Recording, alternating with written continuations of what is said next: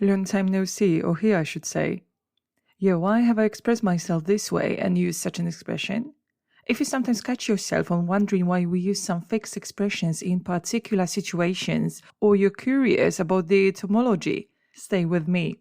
Once you've listened to this podcast, your curiosity will be satisfied, and actually, you will kill two birds with one stone. Why so? When you learn about the origins of such sayings, proverbs, and expressions, it might be easier to learn and start using them in practice, since you will make some connotations and maybe you will look for similarities in your mother tongue. So even if you're not into etymology itself, you can listen and learn some cool expressions today with me.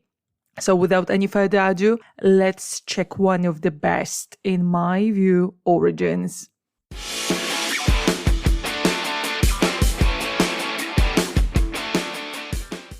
The first one is catch-22.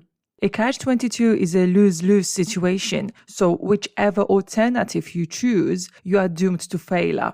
The expression comes from a novel by Joseph Heller titled Catch-22, in which the author describes a kind of a paradoxical situation of pilots during the Second World War who are supposed to take part in deadly missions.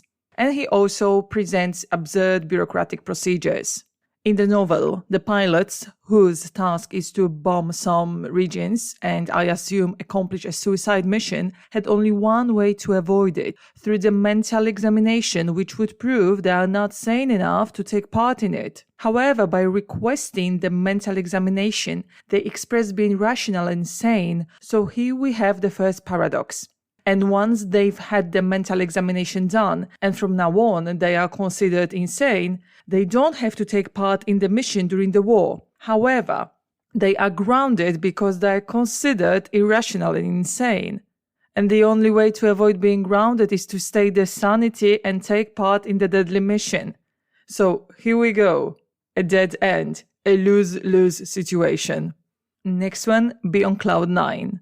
Or be in seventh heaven, be over the moon, be tickled pink. Use any of them to express happiness or elation, bliss, delight.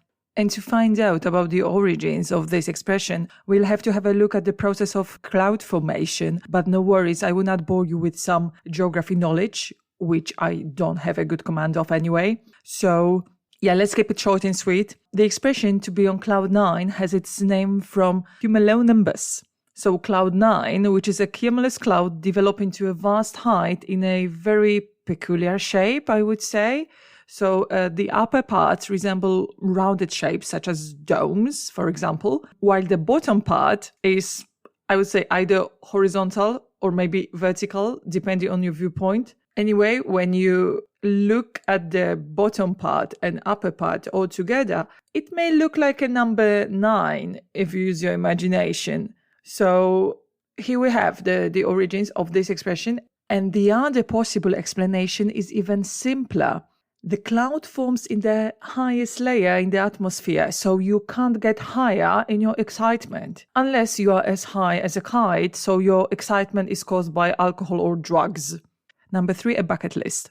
Who doesn't have it? If not officially listed on a piece of paper, I bet there are some things you want to do in your life before you kick the bucket. So in other words, before you die.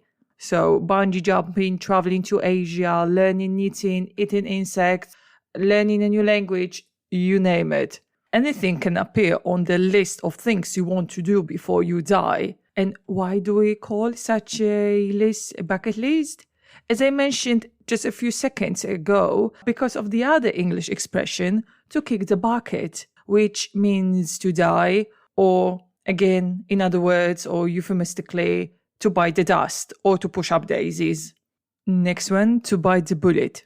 When you bite the bullet, you have to go through a very unpleasant situation, face danger or challenges which you cannot avoid. You just have to deal with them. And why the bullet? We have to go back in time before the anesthesia was used for medical purposes, plus we have to imagine a field surgery during the war. A surgeon had no choice as to give a wounded soldier a bullet to bite on to distract them from the pain and lessen the pain just a bit. And since I've mentioned biting, the next expression is the hair of the dog that bit you. And in short, the expression is the hair of the dog because who has time to say the full version, of course? And to paraphrase it, the expression means what caused the malady is the best cure. So the hair of the dog is both a remedy for your illness and the thing that caused it. And in practice and life, it is alcohol that you drink the next morning after partying hard and feeling an extreme hangover. And the thing that will make you feel better is alcohol, or you believe it will somehow help you. What can I know? I just know it from the theory. And why do we use this expression? And now we go back in time to even more distant past. I would say to medieval times and medieval doctors who had a very specific way of treating rabies. If a dog carrying rabies bit you, they cut its hair, burnt it, and then put it on your wound, believing a dressing like that would heal your wound and you would not catch rabies.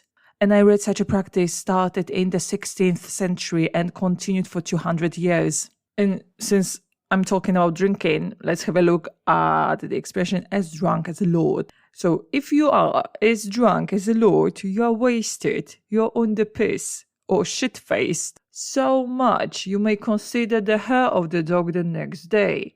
And why as a lord? The 17th century British aristocracy had all the time and money to spend on drinking. As simple as that.